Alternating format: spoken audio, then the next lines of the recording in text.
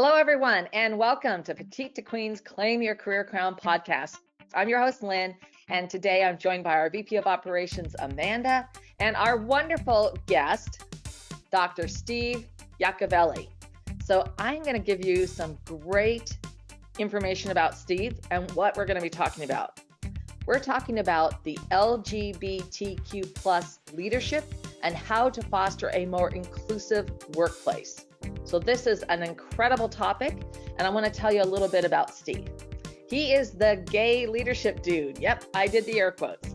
He is the owner and principal of Top Dog Learning Group, LLC, a learning and development, leadership, change management, and diversity and inclusion consulting firm that's based in Orlando, Florida, and with affiliates across the globe. Steve and Top Dog have had the pleasure of working with some great client partners who they consider to be members of their pack.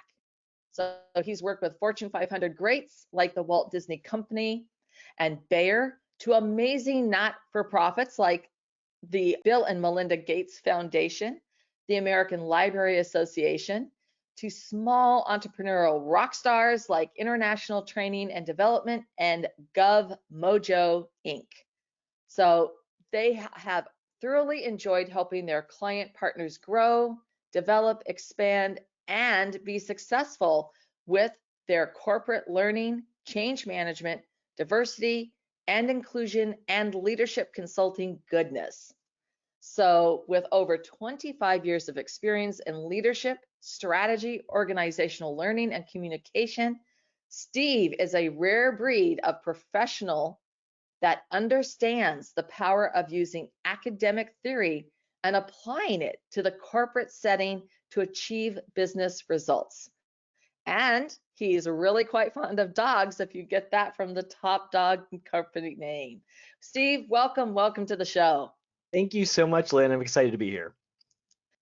Well, we are really excited, and this is such a terrific episode for any of you who are going to be joining us for the very first time. Take this moment to subscribe to Claim Your Career Crown wherever you get your podcasts. And if you love the show and what we're doing, share the love and click all 5 stars for your review. All right, so Steve, let's sort of begin at the beginning and talk about your journey to becoming the gay leadership dude. Yeah, it's funny because I jokingly say when I started using that title just a few short years ago, you immediately know 3 things about me: that I'm gay, that I self-identify as a dude, and that I really like to talk about leadership. But the gay leadership dude didn't really exist until just a few years ago, actually, at the suggestion of my publisher, Jen Grace. And so prior to that, I was running Top Dog Learning Group, doing my thing. Top Dog's almost 15 years old, so it was, kind of rocking and rolling. And then I decided to go down the path of writing my latest book. And so I've done a couple books before. One was my dissertation, which, I'll get like a 20-cent royalty check once every 5 years. I'm like, Mom, did you buy this again? She's like, no, I didn't. So there's that. And then I went down the path of self-publishing, which I know a lot of people had success with. I did not. It was a horrible experience. So back in 2018, I happened to meet this woman who, we're at a conference, we're sorting our business cards, and she's like, well, what do you do? I'm like, oh, consulting, blah, blah, blah, kind of lame what you said a few minutes ago. And I said, what do you do? She's like, well, I'm a publisher. I'm like, there's a book in my head that needs to come out. She's like, let's get it out. And that's kind of how I started down the journey of my latest book, Pride Leadership, which I know we'll talk about in a little bit.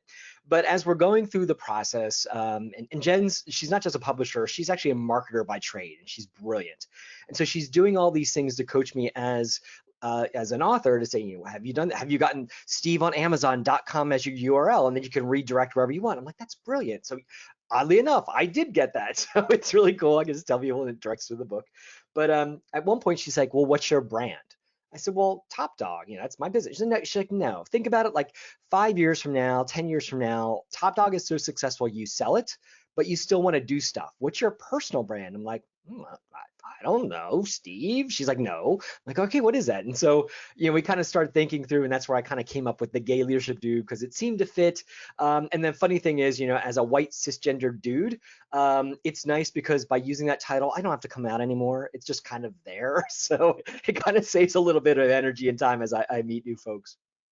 Yeah, absolutely. I really love what you're doing. I really love everything I learned from your bio and the things we're going to ask you later on. Um, for everyone listening, to get us started with people who are straight and cisgender, how can workplaces become more inclusive of LGBTQ plus people and other minorities as well? Yeah, thanks, Amanda, for asking. And I think too that for any awesome allies who are listening, who want to create and foster a sense of belonging in the workplace, and that's really the key as we talk about fostering inclusivity. So years ago, when I was first getting into this story of understanding diversity and inclusion, it's actually when I worked at Disney several years ago. And I remember one of my colleagues said to me, she's like, if you really boil it down, diversity is being invited to the dance. So you come on in, the door's open. Inclusivity or inclusiveness is being asked to dance. So it's a difference between coming in the door to being active member of the community.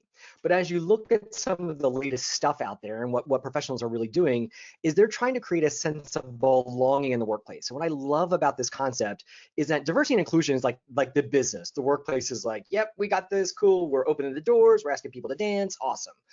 But belonging turns the tables around and says, hey, you person at the dance, do you feel like you belong here? Do you feel like respected and safe? And that's what belonging is. And I think to answer your question, Amanda, smart allies who really want to do the right thing for all of us, quote unquote, others. And if you're not watching, I just did the quote unquote bunny ears, just so you know. But any of us other folks, creating that sense of belonging is the goal. Now that looks a little bit different for a lot of different folks who are out in the workplace. It could be just asking folks, "What is your opinion?" Or it could be that, hey, I'm a dude, so making sure that I don't mansplain stuff to my female colleagues. To those folks who are sitting in that meeting, virtual or otherwise, depending on where you're at, when those disparaging remarks happen, to be there to not to say something. Or at least make it known that item that's being said isn't right. So those are kind of some of the strategies that smart allies can do. And we're all allies for some group, whether you're the majority or the minority. If you flip around the situation, at some point we all become a minority. So what can we do to hopefully create that sense to help our allies? And when you're in that majority, how do you create that sense of belonging for the others? Yeah, absolutely. And I really love that analogy that you use with being invited to the dance versus being invited to dance. So I really like that. Nice. And I would say a belonging, by the way, is I can dance really crazy, weird, and no one's going to judge me. So I kind of like it. Exactly. I love that. Yeah, you can be your authentic self. So, how can someone in a leadership position make sure that they're being inclusive of the LGBTQ plus employees and applicants, and really create that thriving environment for everyone? Yeah, and it's a great question, and it's funny, Lynn, because when I was kind of thinking through these questions beforehand, because you beautifully kind of prepped them up. For me and how I look at things, a leader isn't different than anyone else. A leader is someone who has influence in the workplace. Well, in theory, that's everybody in some way, shape, or form. So what I tend to advocate for creating that sense of belonging is kind of a three-prong approach, especially from a leadership role, but it's really anyone can do this. It's you think in, you speak up, and you act out. And so it kind of three tiers. So think in is you start with yourself. Get your own house in order. So it's, if I want to create that sense of belonging, I need to understand what unconscious biases do I have? And if you're listening to this or you're watching this, I hate to tell you, you have some bias, whether you like it or not. If you're human and breathing, you have bias. Now, the question is, which ones do you have? Which unconscious biases are in your kind of operating system in the background of your head? And you can do some really cool things. Project Implicit, if you Google that, free assessments online, different ways to explore what yours are. Because in order for me to be inclusive, I want to make sure I'm not being exclusive, especially on that unconscious level. So you think in about your own self. That's kind of the first step. The speak up is looking kind of around you. And I alluded to it a few moments ago, and I'll do a quick story. I was in Atlanta, many years ago, pre-pandemic, all that good stuff. And it was a final project meeting with myself and one of my top doggers, Lori, was with me, and about 38 other folks sitting in this typical conference room. And we're just kind of milling about. It's the last meeting of this project. We're all excited. We're like, yay, we did this stuff. It's cool. It was a change management thing we do. And at the head of the table was the senior executive. And he's there leading the mood, and his gender is important to the story. That's why I mentioned it. But just as we're about to start the conversation and start the meeting, the voices are dying down. And you hear the senior executive say, well, you know how all women drive. And everyone just kind of stopped and just kind of looked at the head of the table, but no one said a word. Now, at that one moment, at that exact moment in time, the 39 of us in the room, aside from this executive, were engaging what's called silent collusion, which is, we're silently supporting that stupid comment that he said. And so a smart leader who wants to create a sense of belonging doesn't do that. They mitigate silent collusion, or they find ways to address it. And we could put in the show notes, I have like a free online learning, it's like 3 minutes long, on the 6 ways to beat silent collusion. And it can be something as small as, what did you mean by that, Bob, the executive, or whomever? And then, but of course, you watch the tone, like, what do you mean by that, Bob? Well, that gets accusatory. So you manage the tone, but you still ask the question. And a lot of times people are saying these types of stupid comments out of that unconsciousness. They're just not really thinking. But smart leaders won't let those opportunities go away, and they'll address that. So they'll speak up. And then the third one is act out. And that's really being mindful of the broader workplace, whatever that means to you. So it's looking around and saying, what's on our website that's promoting our business and inclusivity? Do I have images of families and it's all one type of family? If I was working with a global manufacturing company, and I was doing an on-site workshop on inclusive leadership, one of the things we do. And right before I started, I walked around the lobby, and there was 4 massive black and white images of actual employees doing manufacturing kind of things, and they were all perceived white dudes. And I'm like, oh. So, like, what's the message you're sending from those assets within your workplace? Kind of like be that Jane Goodall anthropologist looking around your workplace. It could be the digital stuff. It could be forms. Does your intake forms have just gender as black, male, female? That's it. Or does it align for the various ways that people interpret their gender identity? And so, smart leaders who want to make an inclusive workplace look at those things through the think in, speak up, and act out. And that's a holistic approach to really creating an inclusive workplace. Yeah, I think that's a great approach. I mean, you're right. We all have biases, and I think it's really important to start to recognize what these biases in yourself are, and then unlearn them, and then relearn better ways of thinking about people and interacting with people and supporting people. Yep. So, You can de-bias yourself, which is the beautiful thing about humans. exactly. So true. So you've said that LGBTQ plus people naturally have amazing leadership skills due to their experiences. Can you explain that? Yeah, it's funny. I was doing an interview about a year or so ago, and the gentleman said, "So are you saying that queer folks are better leaders?" I'm like, "Hell yeah!" And he's like, just blank. I said, "I'm kidding. No, that's not true." I said, "However, yes, our straight brothers and sisters can be awesome leaders as well." But I write in my book Pride Leadership that LGBTQ plu, and I say plu because I lived in France and it just sounds better than plus. That's my weird thing. But LGBTQ leaders just have a different opportunity to exercise some of the leadership competencies that I've seen anyone, gay or straight, or anyone in between, really leverage to be more effective leaders. Things like authenticity, courage, building relationships, shaping culture. In the grand scheme of the almost 30 years of what I've been doing with leaders, this is what I've seen smart leaders, successful leaders do well. They're their authentic selves. They engage in that leadership courage. They're effective communicators with those around them, yes. But then I put it through the rainbow lens in my book, Pride Leadership, and I say, you know what, as a queer person, to use the general term, you have or had an opportunity to start to flex these competencies a little bit differently. So I use authenticity, for example. If I am an out gay man at work, or I'm a trans person leading my authentic life in my workplace, that's power. And if we channel that energy into our leadership effectiveness, boom, you got it exponentially better. It's not to say that our straight brothers and sisters can't do that. Of course they can. But I argue in Pride Leadership that we're given as queer people a different opportunity to start to build and flex those leadership muscles a little bit differently. And we need to honor that and leverage that to be more effective leaders. Yeah. No, I love that. I love that you're taking your different perspectives and experiences and really finding power in that. I think that's wonderful. What is your perspective on LGBTQ plus leadership and experiences, and what challenges or opportunities might LGBTQ plus leaders face? I think the first thing that I reflect on, and I think this applies to most underrepresented minorities in the workplace and beyond, is that feeling of empathy and really being able to understand what it's at least begin to understand what it's like to be that other. I will never understand what it's like to be a person of color in this society. Of course not. I'm a white dude. However, as a gay dude who's been got a concussion because I was bashed and all that fun stuff. Yeah, I can slightly start to empathize with some of those experiences. When I was an IBMer for several years, and I joined the women's initiative, the Women's Employee Resource Group. And I remember one of my colleagues was like, "Why are you doing that?" I said, "What a better way for me to understand, at least begin to understand the experience of my fellow female IBMers, if not to be part of that women's group and hear what the challenges are and see how I can be a better ally." And so I would broaden it that I think any of us can be a better ally for others. So for queer people, I think it's leverage that empathy that we have on being that other.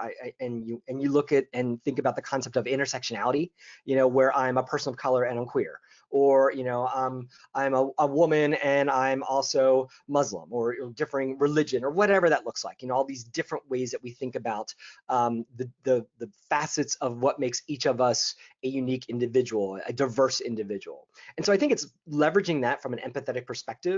And then to your second part about the challenges, I think there's a lot. If you look at the latest statistics, and I know the pandemic is kind of monkeyed around a little bit with the data collection, but the latest statistics show that just about 50% of queer people are actually out at work. And if you're listening to this or watching this, think about that statistic. 50% of queer people are not being their authentic selves at work. Yeah. Why? What is it that we collectively are doing to not allow those folks that safety, that freedom to be their authentic selves at work and bring their full selves to the workplace? And you hear us talking about authenticity. It's because authenticity, quite frankly, makes a better employee, makes better productivity, makes a better bottom line. And yes, of course, it's better for like the world. I get that. Of course I do. But if you're like not on board with that train, fine. No, it hits your bottom line. And if you're not letting people create that space that allows them to bring their whole selves at work, where they're, instead they're dodging pronouns of what did you do this weekend? Nothing. They're not putting their personal artifacts on their desk because they don't want you to see what those look like in those Zoom or virtual meetings. They blur the background because they don't want you to see anything that tips off about who their authentic selves are. No, we can't do that. And so I think those are some of the challenges that queer people face. And I think on the flip side, to be Johnny positive glass half full, well, the opportunity for us is to see if that's happening and find out ways that we can mitigate that so people can be their authentic selves in the workplace. Yeah. No, I mean, that's brilliant. And I truly agree about how that impacts the bottom line, because you're actually squashing creativity and you are not creating, I mean, the opposite of a thriving environment and culture within the organization. And that directly impacts how the business performs on so many levels. So that's brilliant. So and it hits your retention dollar. It hits your retention dollars. I mean, people, if they don't feel that sense of belonging, they're not sticking around. It's just, multiple ways, right? Yeah. I mean, the cost of retention is just another significant cost factor, but there's multiple reasons, to your point of squashing that diversity of thought, where a unique perspective or lens can be applied to something that could really mitigate risk for an organization on a specific project or initiative.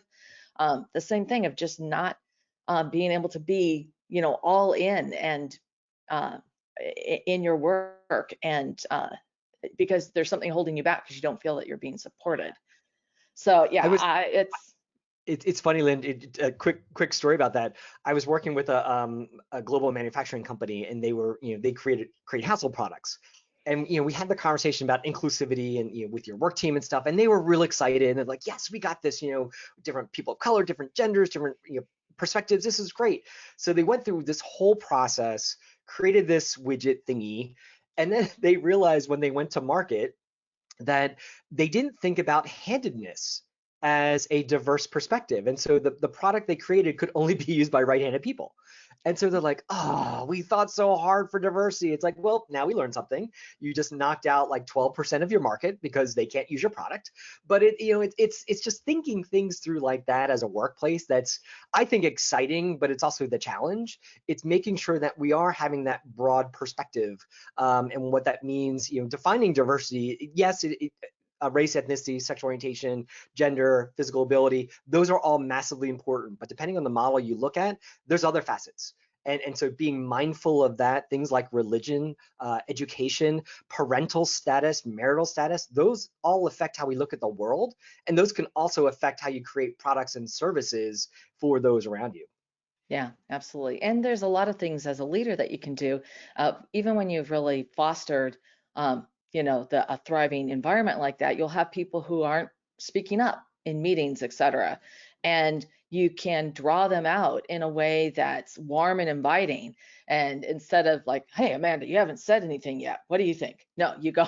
It's like, Amanda, I'm curious. I know that you have an opinion on this, and I'd like to hear your viewpoint on what we're discussing. And there's a different way. I mean, that's just spitballing here live, but there is a way that you can make sure that you're hearing all the voices around the table and that you're giving them a safe place to voice those opinions. And if you do hear somebody like saying something under their breath and it's just like a real corrective measure, you know what? This is important. This perspective, we need to hear it, so all of us can see how this could impact the project or initiative. So it's sort of, once again, that corrective action where it's not, where it's to your point that earlier, that I mean, that insidious like silence and not showing up and being an ally, and yet not creating a situation that becomes, um, a fight type response. Instead, it's you know putting it out there. So you've alluded a lot to your book, called Pride Leadership: Strategies for the LGBTQ plus leader to the king or queen of their jungle. So I love the queen part and of course the king part. So Of course. can you tell us, and then there's princes and princesses, there's the court jester, whatever you happen to be. Can you tell us more about your book? Queens can be boys, kings can be girls. That's fine. Yeah. Or anything between. So Pride Leadership was, like I said, it's focusing on what I found to be the top 6 competencies that really can either make or break a leader if you're embracing them or not. And it's things like authenticity, courage, empathy, effective communications, shaping culture, and really thinking about how we foster that inclusivity in general and create consciously inclusive leaders within our workplace. And the idea is that I wrote it like a textbook because, hey, I'm a doctor, I'm a nerd, and there's all that stuff. And I did create a class that goes with it, all that fun stuff. But it's really meant to think through what are the things that we as a leader need to think about in order to be more successful in our everyday workplace. And how do we, for example, foster relationships and not just, hey, you're my water cooler friend, my work wife or hubby or whatever, but it's how do we foster meaningful relationships as an example? How do we effectively communicate?